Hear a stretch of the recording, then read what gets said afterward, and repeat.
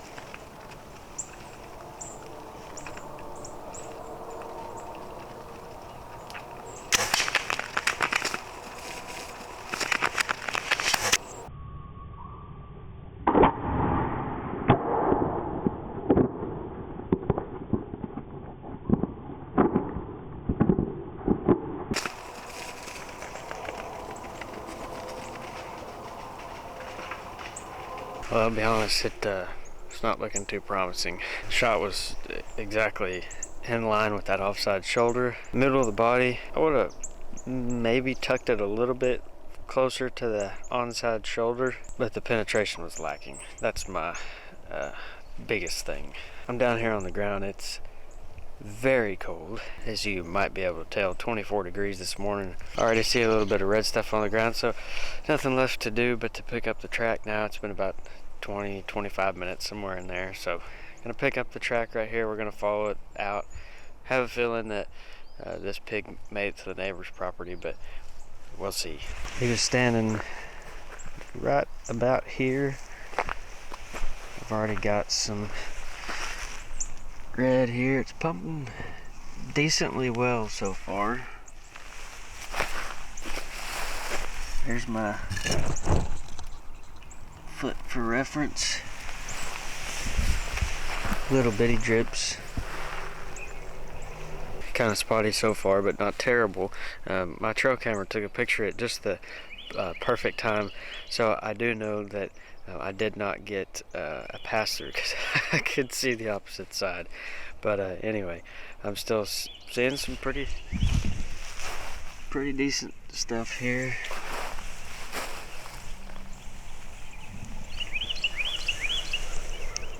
I'm pretty happy with that being as close as I am to where he was at.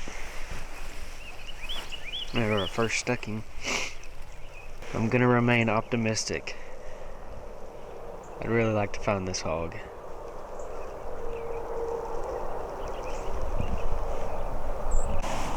Best section I've seen so far. Pretty good area.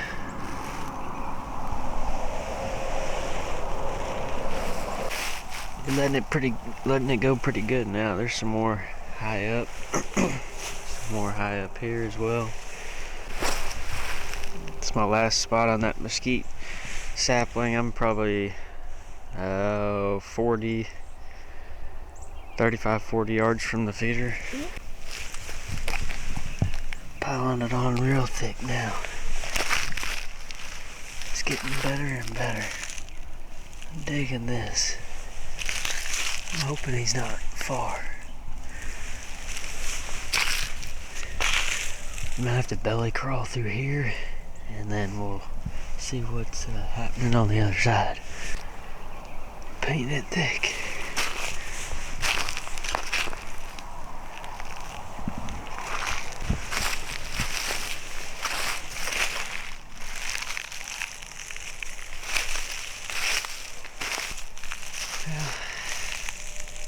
Really good all the way to here.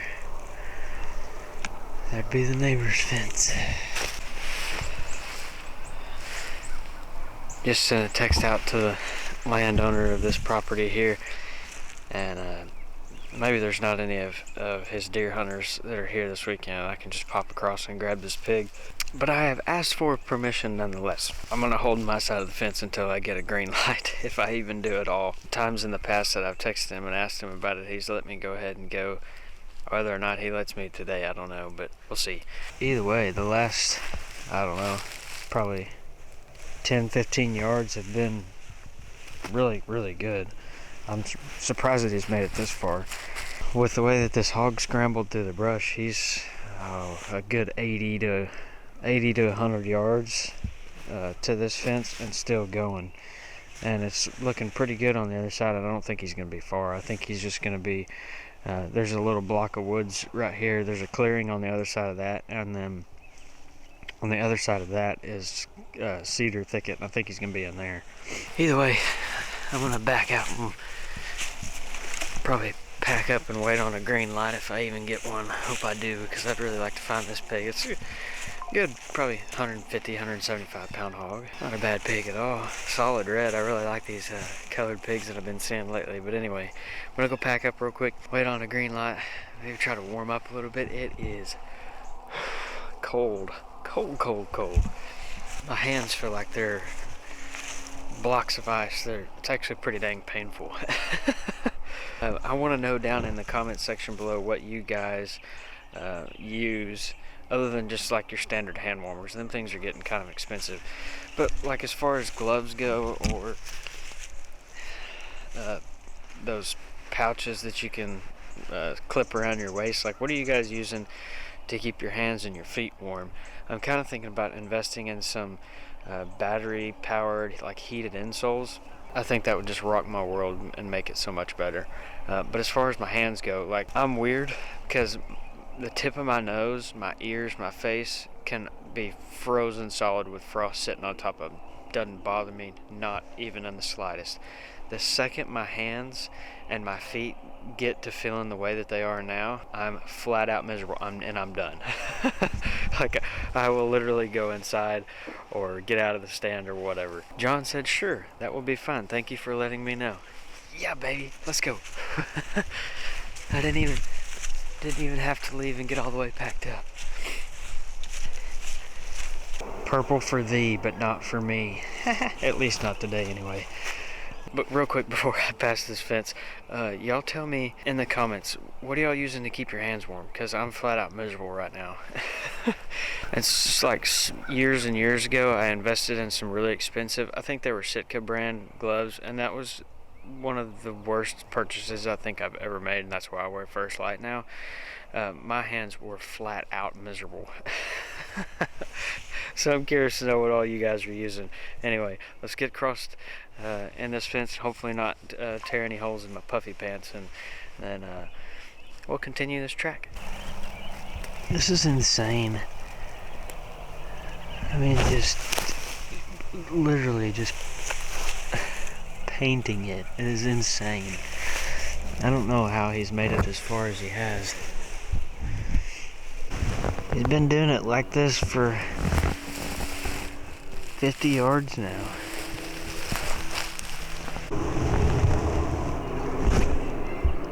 Finally gave up the ghost. All I can say is wow. I mean,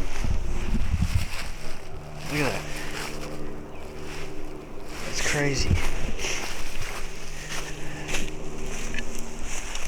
I wouldn't have even expected him to make it this far. I'm not even kidding. I'm a good 60 yards, maybe 70 yards into the neighbor's property. I mean, it's just unreal. I'm gonna have to map out this track so I know exactly how far he ran. Big pig. Just pure insanity, guys.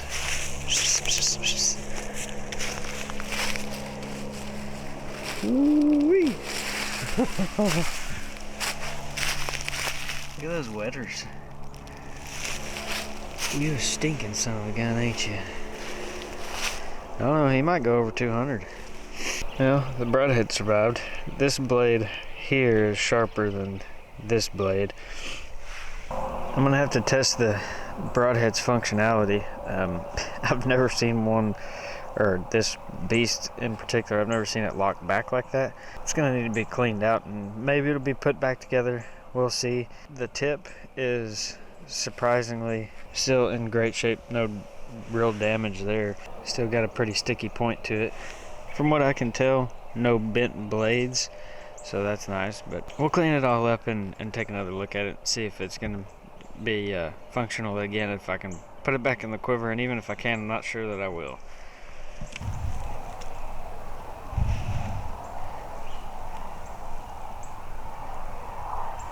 But we are ringing in the new year like nobody's business.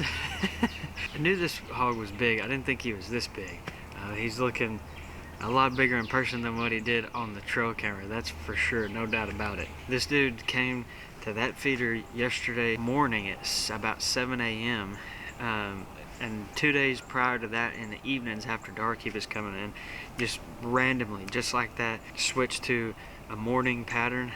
And I rolled the dice on it this morning, thinking and expecting and hoping that he would do it again 2 mornings in a row. I rolled the dice and here we are. The beast performed okay. For a double lung shot, I would have liked to have seen this pig fall a little bit sooner, a little bit earlier, but when they get the notion to run, they really put it on. When I get out of here, I'm going to map out the trek. We're going to see exactly just how far he ran, and I'll update you guys with that whenever we get out of the woods. But thank you, pig. Thank you, Lord. Super cool colored hog. Had about a 3/4 of an inch thick shield on this pig that this Broadhead made it through on, and I was really honestly concerned whenever I saw him take off with that arrow. I was worried that I didn't get near enough penetration and we weren't going to find this hog. I lost a pig about this size or a little bit bigger back in the spring last year, early summer, using the beast.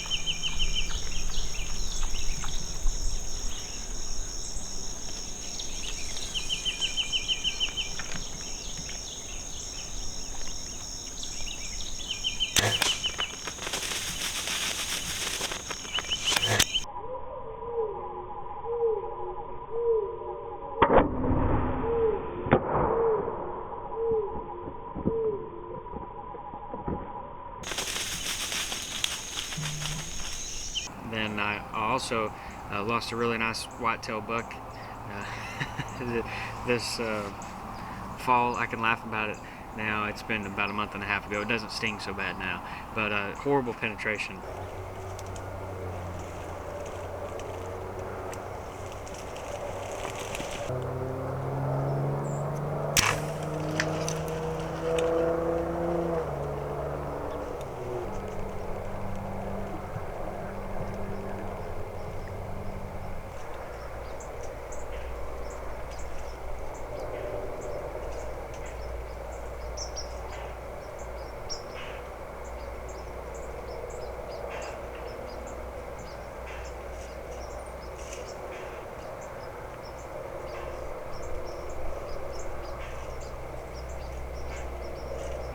my shot location and placement on the whitetail was my fault. I had my bow slightly angled. I wasn't fully level, and that was about a 60-yard shot, but still expected to see a lot better penetration with that arrow than what I did. That other boar, middle of the body, I mean, that was almost the exact same arrow as this hog right here, and I just managed to get through with this one and not with the other one. So, you know, for $30 a head, I'm 50%. So I don't think I'm gonna keep it in the quiver. If I have one roll around, like maybe if this one cleans up, I'll keep it in the quiver. I'll keep it in the box. I don't know that I'll necessarily keep it in the quiver, but I think it's a really awesome design. I think it's a really neat broadhead. I think it'd be a fantastic whitetail broadhead. Maybe not at 60 yards. Nonetheless, it wouldn't matter who the manufacturer of this broadhead was. I'd tell you guys exactly how it is, exactly what my thoughts are, exactly what my opinion is. Doesn't matter if it's G5 or Sever or whoever. You fill in the blanks. I would tell you guys how it is, what my thoughts and opinion is on the head, and that's that. So, well, I've tried filming this outro 3 different times now, and I'm trying to put together my conclusion in a way that's not going to step on toes, but also at the same time, I'm just going to lay it out there. If this hurts your feelings, sorry, don't know what to tell you, but here it is. My opinion of the Broadhead stands is, I think it's a fantastic whitetail broadhead, and I want everybody to hear me very clearly when I say this. The only reason why I'm going on about this broadhead is because of the amount of hype that it's gotten over the last year. I feel as though it's been promoted and marketed in such a way that it's the end all be all for anything that you want to go and hunt, and it's just simply not the case from what I've found. And the reason why I say that is because your average bow hunter isn't shooting 90 plus pounds with a over 700 or 800 grain arrow, especially not for a whitetail. And so I think the biggest point that I'm hung up on, and the biggest point that I want to make, is that just because the Bowmars went and designed this broadhead and then supposedly harvested 10 different or more Cape Buffalo with it, doesn't mean that it's going to work that way for the average bow hunter. Here's the part where people may get offended. I don't know the Bowmars. I've talked to them one time over social media, and that's it. I don't know anything about them, so obviously I don't know them personally. I don't keep up with them. And the only reason why I know that Josh Bowmar took a Cape Buffalo with a broadhead at like 100 yards or something like that was because it was like popped up on another hunting page, which was basically an ad on my Facebook. That's the only reason why I know that they've taken Cape Buffalo. My honest opinion is that I'm a bit skeptical, but here's the thing, is that when you're talking about your average whitetail or exotic or hog hunter as compared to somebody that's gone to Africa and you're hunting dangerous game, you're comparing apples to oranges, and there's so many different variables in between you who's watching your setup, my setup, the Bowmar setup. There's a very wide range of variables there, from draw length to draw weight to arrow weight to the brand of bow that you're using. Every bit of that matters, and it's all different. And I'm certainly not trying to stir the pot here. I just really don't care about drama, but I do care about the broadhead and the broadheads in which you choose. 5 different animals in almost a year's time, and I just simply haven't had that great of results from a Big Boar that I stuck back in May of last year. Almost exact same shot placement as the pig in this video. Never found that hog. The hog in this video ran exactly 200 yards, which was kind of disappointing.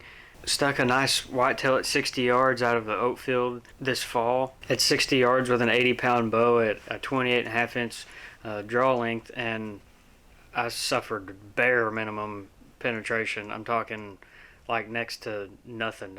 I think the broadhead might have just barely stuck, and that was really about it. And the deer survived. We got trail camera pictures of him days later, and I still see him at my feeders all the time, so I know he's made it through the season. But I say all those things to say, and I'm going to be real with you here, I've had better results with other 2-inch mechanicals, and it just really is what it is.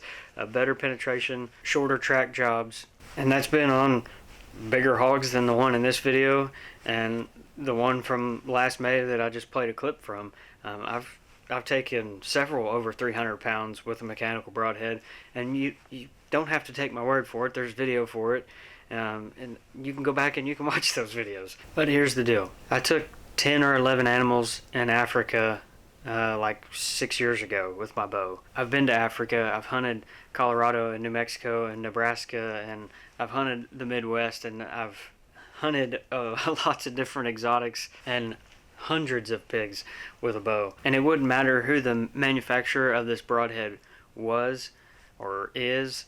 I would tell you straight up what my opinion is, what my thoughts are, and I'll always be straightforward and clean cut and dry with you. I'm not going to beat around the bush, because that's not what I do. And the like I said, the biggest message and point that I'm trying to get across here is I don't want you guys to go and buy $30 broadheads expecting the best results, and that it'll be the last broadhead that you ever have to buy, because it'll do everything that you need it to and some. And for those of you that are only hunting whitetail, then by all means, I think it will do that for you. Do I think it's a terrible broadhead? No. Is it going to stay in my quiver or in my box with all my other broadheads? Absolutely it will. Do I think it's my first choice when it comes to taking hogs that are over 200 pounds or 250 pounds? It's not going to be. Just from my field testing alone, there's better broadheads that I'd be willing to go put to the test and screw on the end of my arrow when we're talking about boars that are over 200, 250, 300 pounds. This is solely my opinion, backed up with my evidence, and I want the information to be out there so that you guys can form an opinion for yourselves. And if you've got $60, $65 for a pack of 2 broadheads, go pick some up. Because like I said, I don't think it's a terrible broadhead, but just like all other broadheads across the market, mechanical or not, they all have a place. And the cool thing about being a bow hunter, and especially for those of us that have hogs in our states, we get to decide what we feel like works best for us with our setup and what we have the most confidence in, and buy it and use it year in and year out, season in, season out. Oh, and then one of the 5 animals that was a part of my testing was about a, I don't know, 30, 40 pound hog. Kind of hard to count that one in the testing, being that it was as small of a hog as it was. And then the other one, the 5th one in this whole lineup, was going to be about a 180 or 200 pound sow that I took out in West Texas at our big lease, and that pig ran over 150 yards as well. That video is out there. I posted it just, I don't know, probably 6 months ago. So if y'all want to go watch that one, I'll have it linked down in the description below. And before I close this thing out, I do have some good things to say about the broadhead. The blood trail on the hog in this video was pretty outstanding. I was very impressed with that. I just hated that it ran as far as it did. Same thing with a couple of the other hogs that I was able to take, and that I was able to get an arrow in and find. The blood trail was phenomenal. And looking at the broadhead overall, it looks like the ferrule is aluminum, and then the blades are some kind of steel. They're not stainless, and I don't think they're titanium. But overall, I've been extremely impressed with how tough they've been. The blades have really held up well. The BTs have been phenomenal, like I said. And I guess really, other than these bigger hogs running long distances, like over 100 yards or over 150 yards, the only other complaint that I would have about this broadhead is how you reset it. A lot of times when I'm out spotting and stalking around and chasing pigs, I'm picking arrows up, and I don't keep extra bands on me typically, and there's not a lot of mechanical manufacturers out there anymore that use bands. There's still some that do, but a lot of makers now have their own retention systems in some way, form, or fashion. The Beast doesn't take bands or anything like that. It has its own retention or locking system, but the problem is you got to take your 2 fingers and squeeze those blades back together.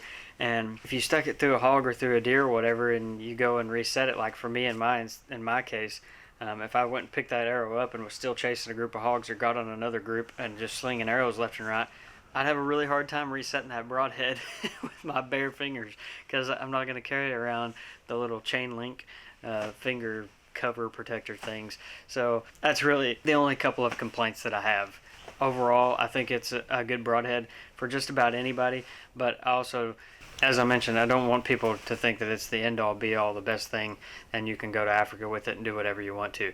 I can be skeptical all I want to about the Cape Buffalo and them taking them with these broadheads. I don't know what Josh's setup is like, I would love to have the info on that. I know he's got a super long draw length, which is unbelievably helpful with speed, and I think I saw on an Instagram post one time, like over a year ago, that he was drawing 90 plus pounds, and so that's a huge thing that factors into it as well. Arrow weight also being very important. I would just love to know the overall setup and specs for his setup and bow and what he's using to take Cape Buffalo with the 2-inch mechanical. Just doing the math in my head, it's a stretch in my mind to see a 7, 8, even 900 grain arrow still be lethal enough to bury up to the fletchings in a Cape Buffalo at 100 yards.